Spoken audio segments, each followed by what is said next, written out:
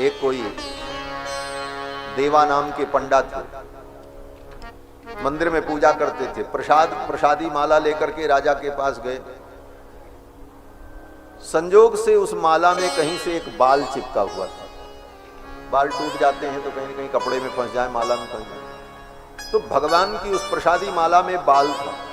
राजा ने देखा, राजा तो राजा ही था। राजा ने कहा, पंडित जी, देवा पंडा जी, ये भगवान की प्रसादी माला में बाल कहां से आई? क्या किसी की उतारी हुई माला लेकर के आ रहे हो? पंडा जी ने कहा, ये तो भगवान की उतारी माला है। बोले, भगवान के इतने बड़े बाल नहीं हो सकते, इसमें बाल आया कहां से? क्या ये भगवान के बाल हैं? तम भासितम चैव गतिर यावच्च चेष्टितम। राम जी कैसे हंसते हैं, कैसे चलते हैं, कैसे बैठते हैं, कैसे उठते हैं, कैसे इशारा करते हैं, सब कुछ हसितम भासितम चैव गतिर यावच्च चेष्टितम तत्सर्वं धर्मवीर्येण यथावत संप्रपश्यति। यथावत महर्षि वाल्मीकि ने देखा है, और जैसा देखा वैसा दिखा। आंखों देखी, कानों सुनी नहीं। दुनिया में जितनी राम कथा लिखी गई वो कानों सुनी है, और रामायण बोले आंखों देखी है। ये रामायण, ये रामायण काव्य है हमारा, ये आंखों देखी। लिख दिया। जब लिख करके तैयार किया तो महर्षि वाल्मीकि ने सोचा, अब इसको मैं किसको पढ़ाऊं? इतनी बड़ी रामायण कौन पढ़े, इसको कौन याद करे? और जब तक कोई इसे पढ़ करके याद करके गाएगा नहीं, तब तक इसका प्रचार कैसे?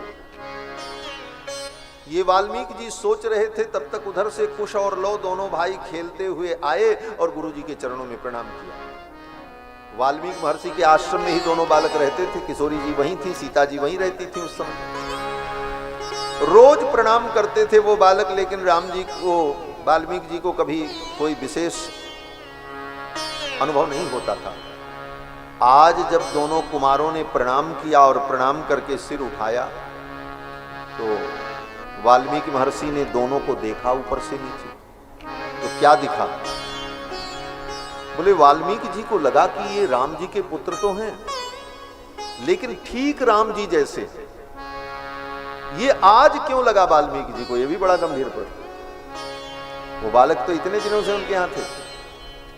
कारण बोले, राम जी के बाल रूप, जब राम जी जब बाल रूप में थे, तब वाल्मीकि महर्षि ने उनको नहीं देखा था। लेकिन ब्रह्मा जी के आशीर्वाद से राम जी का जब संपूर्ण चरित्र उनको दिखाई पड़ा, तो बचपन का भी चरित्र दिखाई पड़ा। जब बचपन का चरित्र राम जी का दिखाई पड़ा, तो बचपन में राम जी कैसे लगते थे वो उनके हृदय में था।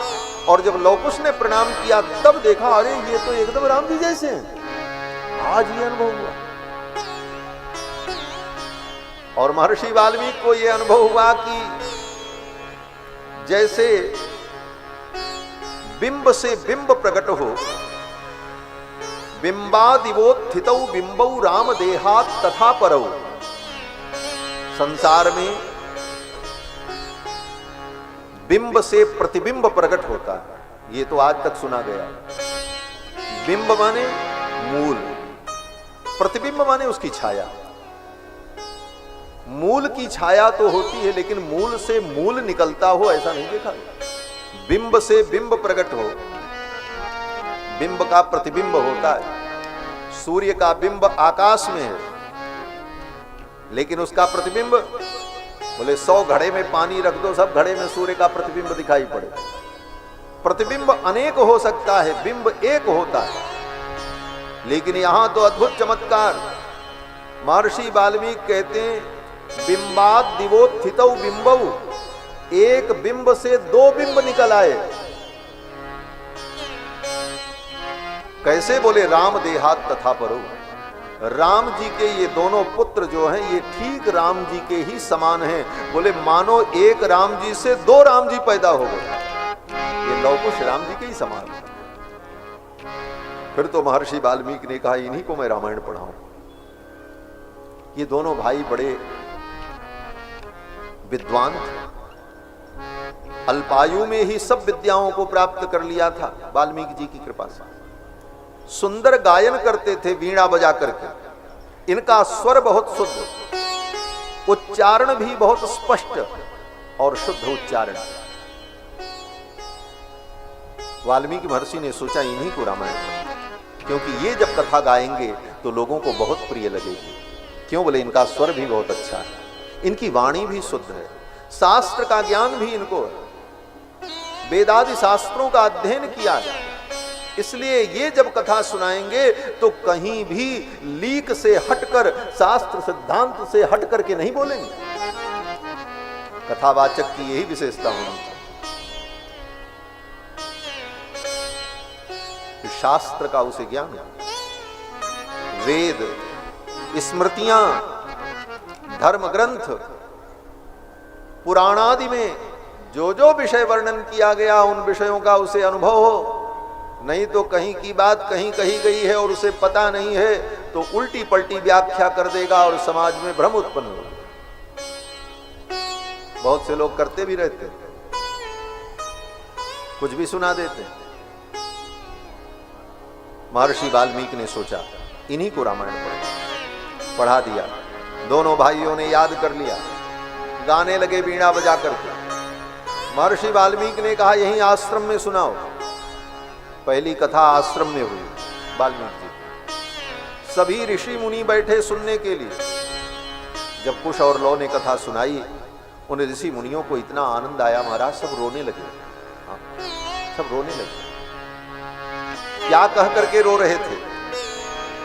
बोले सब महात्मा यही कह रहे थे, साधु साध्वीतितावूचुः। सब महात्मा कह रहे थे साधु साधु। कितनी सुंदर कथा सुना रहे। और बोले कथा सुन करके तच्छ्रुत्वा मुनयः सर्वे बाष्प पर्याकुलेक्षणा। उनकी आंखों से अश्रुपात होने लगा, सब रो रहे महात्मा। कथा सुनते जाएं और रोते जाएं। क्यों? मैं आपको बताऊं, सच पूछो तो कथा रोने के लिए, कथा सुनकर के रोना आए, लेकिन किसको?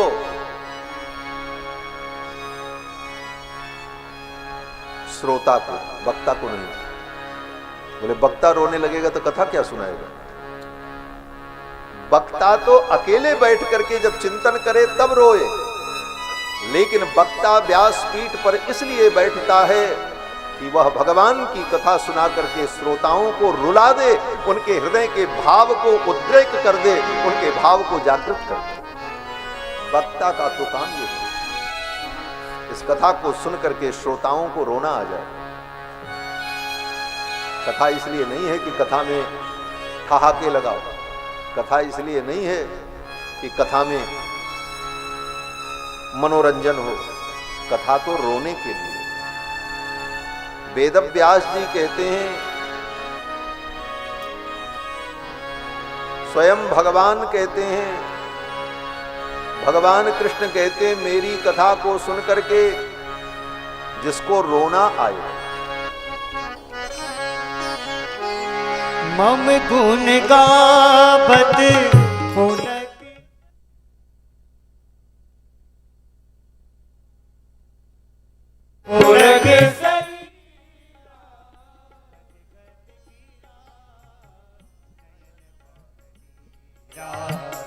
गद गद गिरा नयन भरीरा, गद गद गिरा नयन भरीरा। भगवान की कथा सुनकर के रोना आए, भगवान ने यही कहते हैं। भागवत में भी कहते हैं, बाग गदगदाद द्रवते यस्य चित्तम। बाग वाणी गदगद हो जाए, हृदय द्रवीभूत हो जाए। द्रवते यस्य चित्तम, चित्त माने हृदय, द्रवीभूत हो जाए। द्रवीभूत माने लिक्विड फॉर्म में आ जाए, पिघल जाए। तो हृदय पिघल गया, इसका प्रमाण क्या है? बोले कोई ठोस वस्तु जब पिघल जाती है तो बहने लगती है। कथा सुनकर के हृदय पिघल गया, इसका यही प्रमाण है कि आंखों से बहने लगा, आंखों से अश्रुपात हो। बाग गदगदा द्रवते यस्य चित्तम रुदत्य भीक्षणम, बार बार रुदती, रोना आए। हंसती क्वचित, हंसना कभी कभी हो, कभी कभी हंसने की भी बात आ जाएगी। शूर्पणखा का चरित्र आवे तो हंसी आ जाएगी थोड़ी, मंथरा का चरित्र आए तो थोड़ी हंसी आ जाएगी। रज्जु भीरेव बानरी, महर्षि वाल्मीकि वर्णन करते हैं कि जब राम जी का वनवास हो गया, भरत आने वाले थे, तो मंथरा को लगा अब तो भरत ही राजा बनेंगे, फिर तो मेरा ही शासन चलेगा सर्वत्र, मैं जो चाहूंगी, मेरी मुट्ठी में महारानी केकई और केकई के मुट्ठी में भरत, तो शासन तो मेरा ही चलेगा। और सजी सौरी महाराज घेरदार घाघरा पहनकर, ऊपर से सोने की करधनी पहनकर, टेढ़ी कुबड़ी मटकती लटकती आ रही थी। जब देखा शत्रुघ्न लाल जी ने तो लग रहा था जैसे किसी बंदरिया को, रज्जु भिरेव बानरी, वाल्मीकि जी कहते, जैसे किसी बंदरिया को देखा होगा, वो नचाने वाला मदारी बढ़िया फ्राक व्राक पहना देता है और पैर में कुछ पहना दिया और थोड़ा लिपस्टिक लेकर के भी लगा देते हैं, वो सब आजकल तो मोबाइल में सब देखने को मिल ही जाता है। तो वो बंदरिया जैसे लगती है देखने में, सबके मनोविनोद का कारण बनती है। ऐसे ही वो बानरी जैसी लग रही थी जैसे रस्सी से बंधी हुई, चारों तरफ से सजी संवरी बंदरिया हो। तो अब ये दृश्य जब सामने आएगा तो हंसी तो आएगी ही थोड़ी बहुत। तो ये हंसना तो कभी कभी है, लेकिन मूलतः भगवान की कथा का उद्देश्य है रोना। रुदत्य भीक्षणम हसति क्वचित् विलज्य उद्गायति नृत्यते च मद भक्ति युक्ता भुवनम। ऐसी मेरी भक्ति से जो युक्त प्राणी है वो त्रिभुवन को पवित्र कर देता है। कथा सुनकर के ऋषि महर्षि सब रोने लगे। कुश और लव सुना रहे, कुश और लव नहीं रोए। क्यों? बोले वो रोते तो सुना न पाते। और इसका उदाहरण, बोले इसका उदाहरण शंकर जी के चरित्र से देखते। सुनाने वाला ही अगर उस भाव में चला जाएगा तो फिर कथा नहीं सुना पाएगा। क्यों? बोले वो डूब जाएगा तो तुमको कैसे डूबोएगा? वो डूब जाए तो तुमको नहीं डूबो सकता। और जब वो डूबेगा तो डूबने में क्या आनंद है वो बता नहीं सकता, और जब बताएगा उस समय वो डूबा नहीं होगा। आप पानी में डुबकी लगाओ और डुबकी लगाने में भीतर जो मजा आया उसी समय उससे पूछा जाए कैसा मजा आया, बोले नहीं बता सकता। जब वो डुबकी लगाए होगा उस समय वर्णन नहीं कर सकता, जब बाहर आएगा तब उसका महत्व बता सकता है।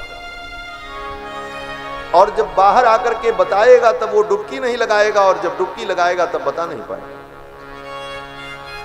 दोनों काम एक साथ नहीं हो सकते। पार्वती जी ने जब पूछा भगवान से, बोले नाथ आप चरित्र सुनाओ। भगवान के चरित्र का स्मरण करते ही संपूर्ण रामचरित्र भगवान शंकर के हृदय में आ गया, और उस चरित्र के आनंद में भगवान शंकर स्वयं डूब गए महाराज। कृष्ण उमा के सहज सुहाई, कृष्ण उमा के सहज सुहाई, छल विहीन सुनि शिव मन भाई, छल विहीन सुनि शिव मन भाई। हरि राम चरित सब आए, हरि राम चरित सब आए। प्रेम पुलक लोचन जल छाए, प्रेम पुलक लोचन जल छाए।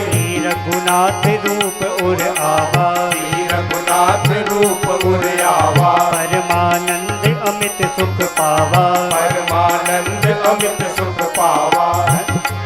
हरि मगन ध्यान रस दंड जुग पुनि मन बाहिर कीन। मगन ध्यान रस दंड जुग पुनि मन बाहिर कीन। रघुपति चरित महेश तब हर्षित बरनैन। रघुपति चरित महेश तब हर्षित बरनैन। हाँ हर्षित बरनैन। हर्षित बरनैनी।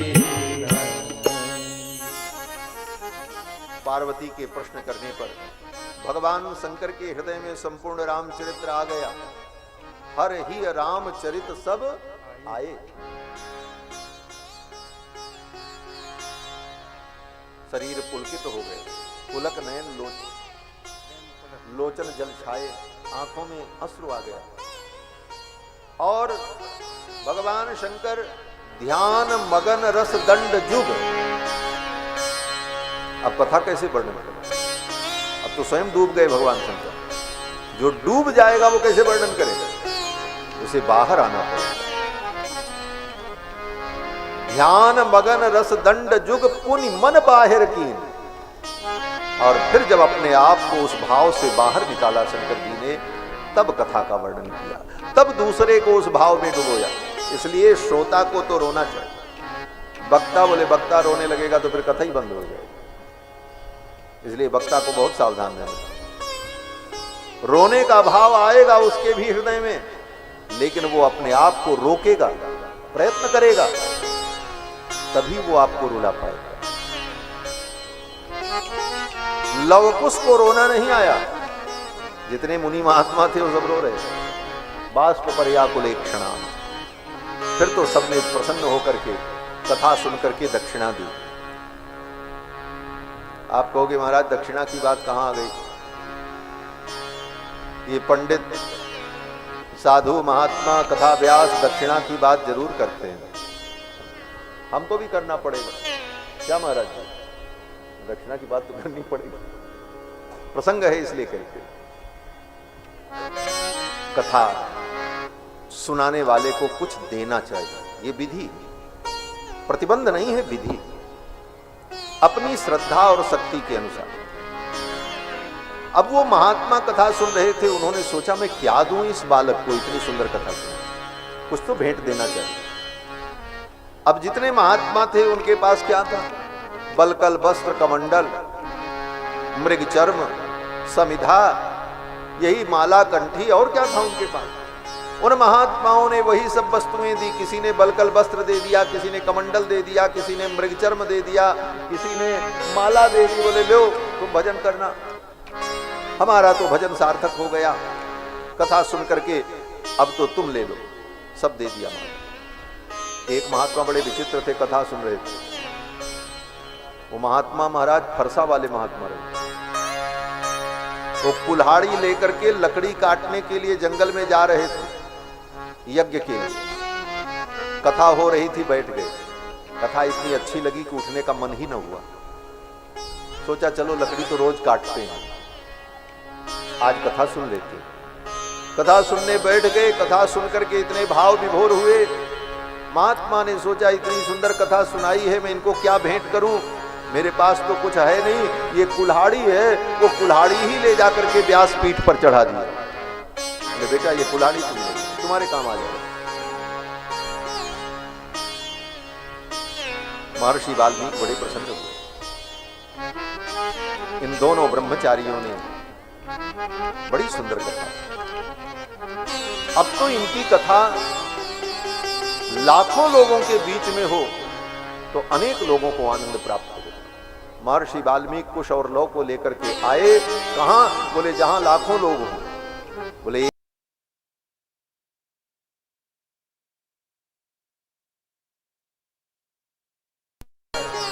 तो बहुत भीड़ एकत्रित हो जाती है।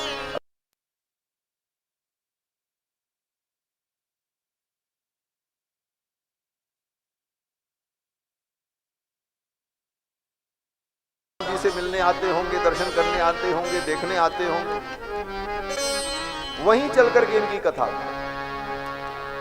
और वाल्मीकि जी कुशलव को लेकर के पहुंचे और कुशलव से कहा यहीं घूम घूम करके कथा सुनाओ। घूम घूम करके वो कथा सुनाने लगे। तब तक उधर से राम जी रथ पर बैठ करके आ रहे थे। राम जी ने देखा। राम जी ने अपने मंत्रियों से पूछा ये कौन है? मंत्रियों ने कहा ये ऋषि कुमार हैं और बड़ी सुंदर गाथा सुना रहे हैं, कथा सुना रहे हैं, जिसमें आपके पूर्वजों का भी चरित्र है और अयोध्या से जुड़ी हुई घटनाओं का वर्णन है, वही सुनने के लिए लोग मगन हैं। राम जी ने कहा इनको आदर पूर्वक हमारे दरबार में बुलाओ, मैं भी सुनूंगा। अब तो महाराज भैया भरत और लक्ष्मण गए और जाकर के कुशलव को आदर पूर्वक लेकर के आए। सुंदर स्वेश मचानी ततो भ्रातरौ सकुशी लवो, अपने महल में बुलाया, सुंदर आसन लगवाया उनके लिए, व्यासपीठ लगवाई और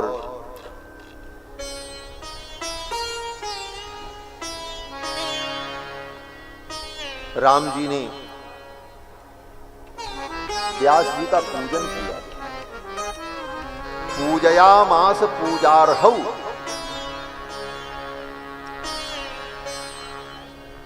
रामः शत्रु निबर्हण, शत्रु निकंदन, शत्रु निबर्हण राम जी ने व्यास जी का सम्मान किया, माला पहनाई और कहा कि अब ये कथा प्रारंभ हुई। जब कथा प्रारंभ हुई तो राम जी स्वयं आसन पर विराजमान हो गए कथा सुनने के लिए। और अकेले नहीं, राम जी ने अपने मंत्रियों से कहा सब लोग बैठो कथा सुनो, कोई नहीं उठेगा, सब कथा सुनो। तब कथा सुनते हैं।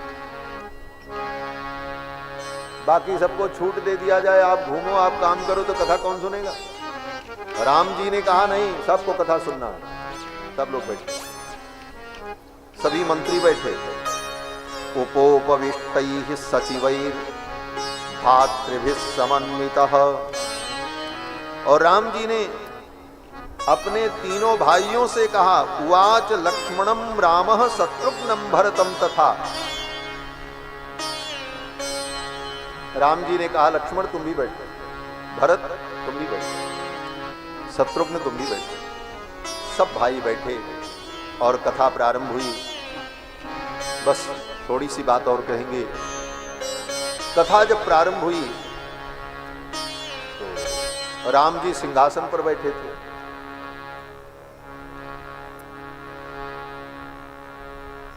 राजाधिराज श्रोता को कभी वक्ता से ऊपर नहीं बैठना चाहिए। वक्ता का आसन जितना ऊंचा हो उससे श्रोता का आसन नीचे होना चाहिए, कुछ नीचा जरूर होना चाहिए, चाहे थोड़ा ही। क्यों बोले? वक्ता के बराबर आसन होने पर पुण्य नष्ट हो जाता है, समासनात् पुण्य हानि है, और उच्च होने पर अपराध लग जाता है। अब राम जी तो सिंहासन पर बैठे, राजाधिराज, मर्यादा थी। राम जी ने सोचा अब मैं क्या करूं, ये कथा की मर्यादा नष्ट हो रही है, सिंहासन की मर्यादा अगर हम बचाएं तो। इसलिए राम जी ने क्या किया? बोले कथा जब शुरू हुई, लोगों का मन कथा में रम गया, सबका ध्यान हट गया, केवल भगवान की कथा में मन लगा। राम जी ने देखा अब सबका मन कथा में लग गया है, कोई किसी की ओर नहीं देख रहा। तब राम जी ने क्या किया? बोले धीरे से अपने सिंहासन से उठे और उतर करके आकर के साधारण लोगों के बीच में राम जी बैठ गए। किसी को डिस्टर्ब भी नहीं किया और मर्यादा का पालन किया। सचापि रामः परिषद गतः शनैः, वाल्मीकि जी कहते हैं शनैः ही बहुत धीरे से राम जी उतरे और आकर के साधारण लोगों के बीच में परिषद में बैठ गए, जहां लोग बैठे।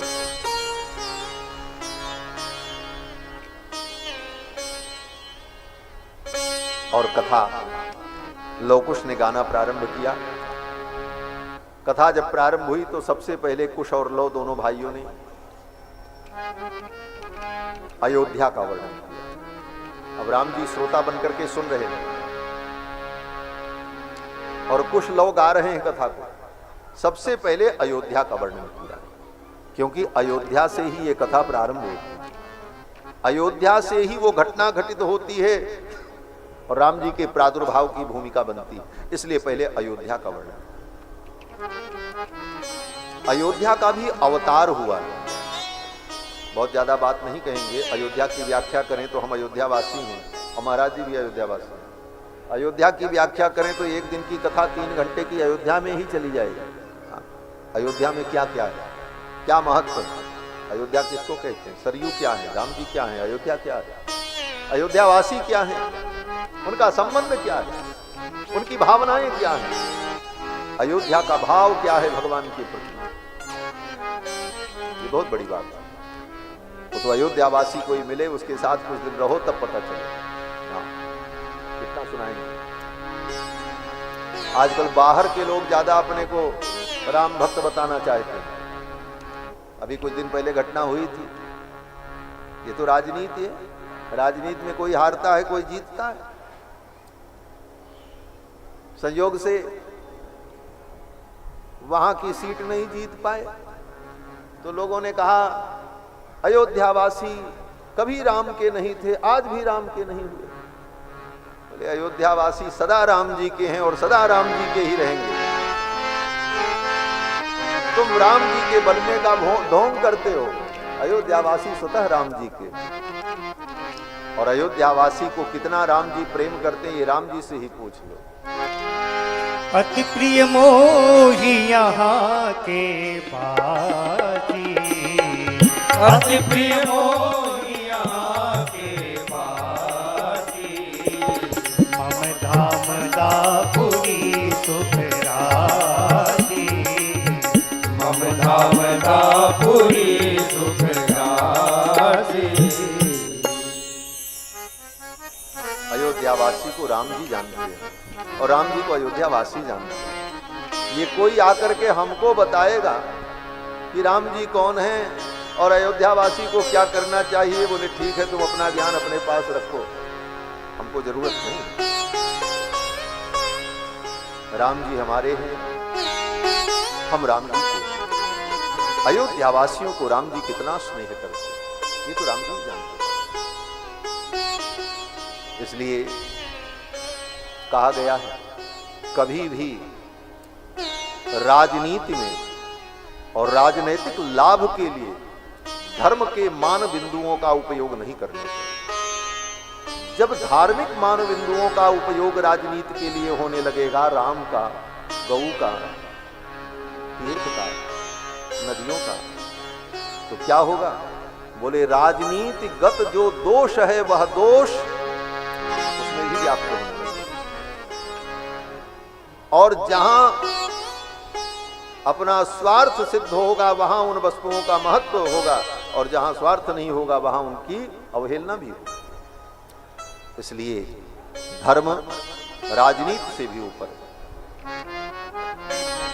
धर्म को धर्म की दृष्टि से ही देखना चाहिए, ये मेरा कथन है और यही मेरे विचार हैं। कुश और लौ ने अयोध्या का बड़ा सुंदर वर्णन किया, अयोध्या की दिव्यता का वर्णन। मैंने निवेदन किया कि जैसे राम जी का अवतार हुआ है वैसे अयोध्या का अवतार हुआ। पहले मंच का अवतार होता है तब मंचन होता है। पहले ये मंच बना, ये पांडाल बना, उसके बाद इस मंच पर राघवाचार्य आए और महाराज जी बैठे और ये बैठे वो बैठे। पहले तो मंच बना। तो भगवान आएंगे तो पहले मंच तो तैयार हो। भगवान का अवतार होने के पहले इसका अवतार हो। बोले भगवान की लीला स्थली, तो वैकुंठ से भगवान को आना है तो पहले वैकुंठ आवे धरती पर, तब न वैकुंठनाथ आए। वैकुंठनाथ को आने के पहले वैकुंठ तो आवे, क्योंकि वैकुंठनाथ वैकुंठ में ही तो रहते हैं।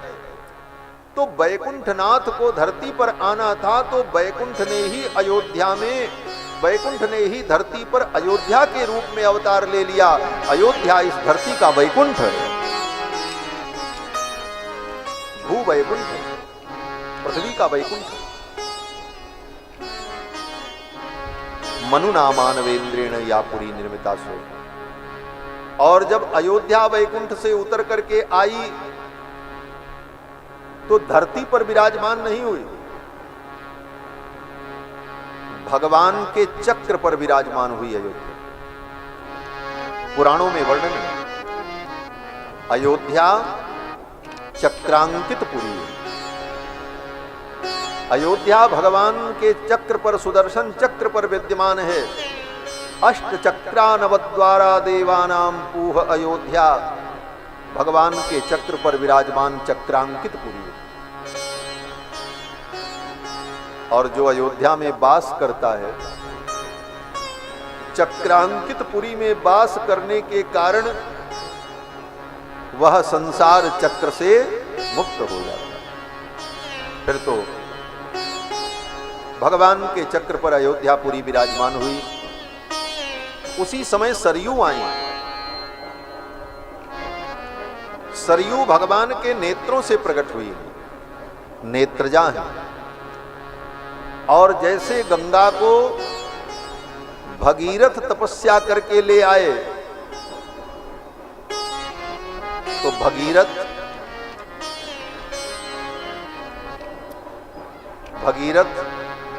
राजा हैं, क्षत्रिय हैं। महाराज भगीरथ गंगा को ले आए तो गंगा क्या कहलाई? बोले भागीरथी। मानो भगीरथ की बेटी भागीरथी हो गई, राजकन्या। लेकिन सरयू जी बोले, सरयू को श्री वशिष्ठ जी महाराज तपस्या करके लेकर के आए, इसलिए इनका नाम वासिष्ठी पड़ा है। और ये ब्रह्मपुत्री है, वशिष्ठ महर्षि की कन्या है, इनका नाम वासिष्ठी। और सरयू की महिमा क्या है? बोले जा मज्जन ते बिनहि प्रयासा, मम समीप नर पावही। जा मज्जन ते बिनहि प्रयासा, मम समीप नर पावही वासा। जा मज्जन ते बिनहि प्रयासा, मम समीप नर पावही वासा। मम समीप नर पावही वासा, मम समीप नर पावही वासा। सरयू में जो स्नान करता है वो भगवान के सामीप्य को प्राप्त कर लेता है। अयोध्यापुरी का सुंदर वर्णन किया। और फिर कहते हैं, अयोध्या के राजा चक्रवर्ती सम्राट महाराज दशरथ, जिनकी 3 रानियां थीं, ये 3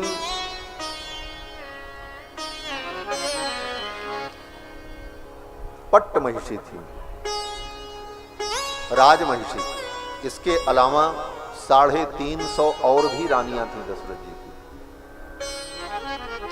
पुराणों में तो यहां तक वर्णन है 700 रानियां दशरथ जी की थी। मिथिला की सखियों ने राम जी को जब व्यंग वचन सुनाया तो कहा है, एक के ऊपर 70 होए बड़ो उत्पात, सजनी बड़ में बड़ बात।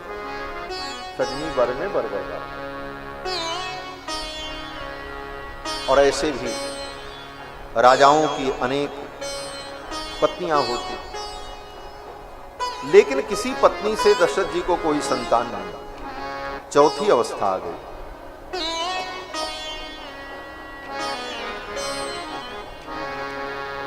कोई संतान नहीं। और दूसरी बात, 60,000 वर्ष की आयु दशरथ जी की हो गई, लेकिन संतान प्राप्ति के लिए अभी तक कोई अनुष्ठान भी नहीं किया। प्रश्न तो ये, आप सोचो, किसी का विवाह हो, 1, 2 साल 3 साल तक बेटा बेटी न हो, लेकिन उसके बाद चिंता होती है, बोले अब कुछ होना चाहिए। 5 साल बीत जाए तो माता पिता ही घर में कहते हैं अब देर हो रही है, अब नाती पोता आना चाहिए। इसके बाद भी नहीं तो बोले डॉक्टर को दिखाओ। डॉक्टर से भी काम नहीं बना, बोले तब बोले जंत्र मंत्र आशीर्वाद पूजा पाठ सब शुरू हो जाता है। लेकिन दशरथ जी महाराज की 60,000 वर्ष की आयु हो गई और कोई संतान नहीं, लेकिन पुत्र प्राप्ति के लिए उन्होंने अभी तक कोई प्रयत्न नहीं किया, कोई प्रयास नहीं।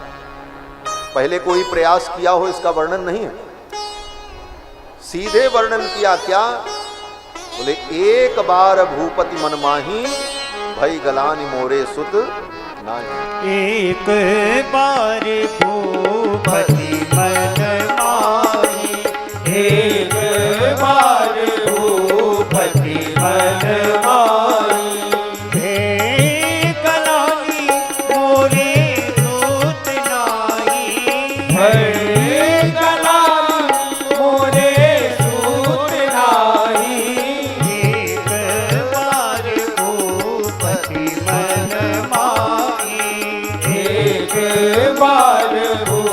भूपति मन माही, भूपति मन माही, भूपति मन माही।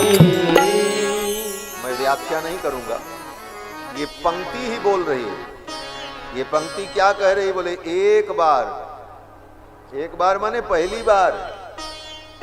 भूपति मन माही भय गलानी, दशरथ जी को इस बात की ग्लानि हुई एक बार, पहली बार। वो भी कब? बोले 60,000 वर्ष के कि हमको पुत्र नहीं। पहले क्यों नहीं हुई? पहले भी होना चाहिए। 60,000 वर्ष की आयु हो गई, अब इस बात को सोचा दशरथ जी ने हमको पुत्र नहीं। लेकिन चलो, देर आए दुरुस्त आए। पहले क्यों नहीं सोचा, अब इसका उत्तर हम बाद में बताएंगे। कुछ जिज्ञासा बनी रहनी चाहिए। कल बताएंगे कथा में। तो क्योंकि आज राम जन्म का प्रसंग कह देना, तो दशरथ जी महाराज के मन में जब ये हुआ तो उन्होंने अपने गुरुजी से निवेदन किया, मेरे मन में पुत्र की प्राप्ति के लिए अश्वमेध यज्ञ करने की इच्छा हो रही है, आपकी अनुमति हो तो अश्वमेध यज्ञ करें। उसी समय सुमंत जी ने कहा कि इस यज्ञ को करने के लिए श्रृंगी ऋषि को बुलाया जाए, क्योंकि भगवान सनत कुमार ने कहा था कि जब राजा के मन में पुत्र प्राप्ति के लिए यज्ञ करने की इच्छा होगी तो श्रृंगी ऋषि आएंगे। तो आज आपके मन में ये इच्छा हुई है तो श्रृंगी ऋषि को बुलाया जाना चाहिए। राजा दशरथ अपनी तीनों रानियों को लेकर अपना लाव लश्कर लेकर अंग देश गए। 1 सप्ताह वहां रुके और फिर वहां के महाराज रोमपाद से कहा कि आप अपनी बेटी और दामाद को हमारे साथ विदा कर दिया। श्रृंगी ऋषि और शांता जी को लेकर के दशरथ जी महाराज अयोध्या आए। फिर वो सुंदर मुहूर्त आया, सरजू जी के उत्तर तट पर और मनोरमा के दक्षिण तट पर दशरथ जी का अश्वमेध यज्ञ प्रारंभ हुआ। लेकिन अश्वमेध यज्ञ से पुत्र की उत्पत्ति नहीं हुई। पहले अश्वमेध यज्ञ किया दशरथ जी, और अश्वमेध यज्ञ जब समाप्त हो गया तब श्रृंगी ऋषि ने कहा अब पुत्र कामेष्टि यज्ञ कराया जाए। 2 यज्ञ हुआ, अश्वमेध और पुत्र कामेष्टि। अश्वमेध यज्ञ दशरथ जी का सरजू जी के उत्तर तट पर और मनोरमा के दक्षिण तट पर, दोनों नदियों के मध्य के भूभाग में हुआ। क्योंकि अश्वमेध यज्ञ कोई छोटा मोटा तो होता है, कितने मंडप बनते हैं, कितनी बड़ी व्यवस्था रहती। दोनों नदियों के मध्य का जो भूभाग था वहां पर अश्वमेध यज्ञ हुआ। और अश्वमेध यज्ञ करने के बाद अपनी पवित्र अग्नि को, अग्निहोत्र की अग्नि को दशरथ जी महाराज वहां से लेकर अयोध्या आए। फिर अयोध्या में अपने महल के निज अग्निहोत्रशाला में पुत्र कामेष्टि यज्ञ हुआ, जिस पुत्र कामेष्टि यज्ञ से चरु प्रकट हुआ और माताओं ने भक्षण किया और वो अंतर्वर्ती। पुत्र कामेष्टि अयोध्या में हुई, अश्वमेध वहां पर ऐसा बना। तो अश्वमेध यज्ञ 1 वर्ष में पूरा हुआ। जब अश्वमेध यज्ञ हो गया तब अयोध्या में आकर के पुत्र कामेष्टि की, और पुत्र कामेष्टि जब हुई तो पुत्र कामेष्टि में आहुति लेने के लिए सभी देवता आए थे। वो देवता आपस में चर्चा करने लगे, रावण के आतंक से मुक्ति कैसे मिलेगी। सब ब्रह्मा जी से कहने लगे। ब्रह्मा जी कोई उत्तर नहीं दे पा रहे थे। तब तक उन देवताओं के मध्य में भगवान नारायण अपने गरुड़ पर बैठकर शंख चक्र गदा पद्म धारण किए हुए प्रकट हुए। कहां प्रकट हो गए? बोले देवताओं के मध्य में, दशरथ जी की अग्निहोत्रशाला में, यज्ञ मंडप में। लेकिन यह दृश्य किसी को दिखाई नहीं पड़ रहा था, न दशरथ जी को न किसी ऋषि को। ये तो वाल्मीकि जी को दिखाई पड़ रहा है। वाल्मीकि जी वर्णन कर उस यज्ञ में आहुति लेने के लिए देवता जब आए थे तो उन देवताओं की प्रार्थना पर भगवान उनके बीच में प्रकट हुए। कैसे प्रकट हुए? बोले शंख चक्र गदा पाणि, शंख चक्र गदा पद्म धारण किए। सभी देवताओं ने भगवान से कहा, रावण के आतंक से हमें मुक्त कराओ, हमारी रक्षा करो। भगवान ने कहा, चिंता मत करो, मैं इसीलिए आया हूं, आप लोग निर्भय हो जाओ। मैं अवतार लेकर के इस रावण का इसके खानदान के सहित संहार कर दूं। बोले, कहां अवतार लेंगे? भगवान ने कहा, ये दशरथ जी यज्ञ कर रहे हैं ना, मैं इन्हीं का बेटा बनने जा रहा हूं। वहीं यज्ञ मंडप में घोषणा कर दी भगवान ने। हाँ, भगवान ने कहा कि इन्हीं को मैं पिता बनाने जा रहा हूं और इन्हीं का मैं पुत्र बनकर के प्रकट हो जाऊं। और ये कह करके भगवान उन देवताओं के मध्य से अंतर्धान हो गए। और देवताओं के मध्य से भगवान अंतर्धान हुए, तब तक उधर क्या दृश्य प्रकट हुआ? बोले, अग्निकुंड से अग्नि देवता प्राजापत्य पुरुष चरु लेकर के प्रकट हुआ। भगति सहित मुनि आहुति दीने, भगति सहित मुनि आहुति दीने, भगते अग्नि चरु कर लीने, भगते अग्नि चरु कर लीने। जो वशिष्ठ कछु हृदय बिचारा, जो वशिष्ठ कछु हृदय बिचारा, सकल काज भाषित तुम्हारा, सकल काज भाषित तुम्हारा। यह विवादते उन बजाई, यह विवादते उन बजाई। यथा जोग जहि भाग बनाई, यथा जोग जहि भाग बनाई। तब अदृश्य भय पावत सकल समय समुझाई, तब अदृश्य भय पावत सकल समय समुझाई। परमानंद मगन नत हर्ष न हृदय समाई, परमानंद मगन हर्ष न हृदय समाई। हर्ष न हृदय समाई, हर्ष न हृदय समाई। अग्नि देवता चरु लेकर के प्रकट हुए। वह चरु अग्नि देवता ने दशरथ जी को दिया और कहा, इस चरु को अपनी पत्नियों को बांट करके खिला दो। दशरथ जी ने उस चरु को बांटा। ये बांटने का विज्ञान भी बड़ा विलक्षण था। दो क्रम का वर्णन है, एक श्रीमद् वाल्मीकि रामायण का क्रम और एक श्रीमद् रामचरितमानस का क्रम।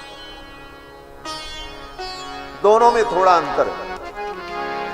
महर्षि वाल्मीकि जो वर्णन करते हैं, ये कहते हैं कि जो चरु था उसका आधा कौशल्या जी को दे दिया, आधा जो बचा उसका दो हिस्सा किया, एक हिस्सा सुमित्रा जी को दे दिया, दूसरा हिस्सा जो बचा उसका दो हिस्सा फिर किया, 1/8 हो गया। और उस 1/8 के दो टुकड़े जो थे, 1/4 का दो टुकड़ा, 1/8, तो एक टुकड़ा, एक हिस्सा महारानी कैकेयी को दिया और दूसरा जो बचा उसको उठा करके फिर सुमित्रा जी को दिया। इसको ऐसे समझो, 16 आना चरु, तो 16 आना में 8 आना कौशल्या जी को, फिर 8 आना जो बचा उसका 4 आना, 4 आना दो हिस्सा, 4 आना सुमित्रा जी को, 4 आना जो बचा उसका दो हिस्सा, 2 आना 2 आना, और 2 आना कैकेयी जी को, और जो 2 आना बचा वो फिर सुमित्रा जी। तो पहले चरु मिला कौशल्या जी को, फिर सुमित्रा जी को, फिर कैकेयी जी को, फिर सुमित्रा जी को। और जिस क्रम से ये चरु मिला उसी क्रम से भगवान ने 4 रूप धारण किया, क्योंकि वो पूरा चरु ही तो भगवान थे। पहले कौशल्या जी को मिला तो गर्भ में पहले कौन आए? राम जी आए। फिर किसको मिला? फिर उसके बाद सुमित्रा जी को मिला, क्योंकि सुमित्रा जी द्वितीय पत्नी है, महारानी कैकेयी तृतीय पत्नी है। धर्म के अनुसार प्रथम पत्नी को प्रथम अधिकार होता है, द्वितीय पत्नी को दूसरा अधिकार होता है, तृतीय को तीसरा अधिकार होता है। तो पहले चरु मिला कौशल्या जी को, तो कौशल्या जी के गर्भ में राम जी आए। 8 आना चरु से राम जी, और फिर जो 8 आना बचा था उसका आधा 4 आना सुमित्रा जी को दिया। उससे कौन आए? बोले गर्भ में आए लक्ष्मण जी। फिर जो 4 आना बचा था उसका 2 हिस्सा किया, 2 आना दिया कैकेयी जी को, उससे गर्भ में आए भरत जी। और जो 2 आना बचा था उसको फिर सुमित्रा जी को दे दिया, तो गर्भ में कौन आए? शत्रुघ्न जी। इस प्रकार चारों का आगमन हुआ। तो गर्भ में पहले कौन आया? राम जी, उसके बाद लक्ष्मण जी, उसके बाद भरत जी, उसके बाद शत्रुघ्न। इसीलिए चारों भाइयों का नाम भी इसी क्रम से लिया जाता है, राम लक्ष्मण भरत शत्रुघ्न।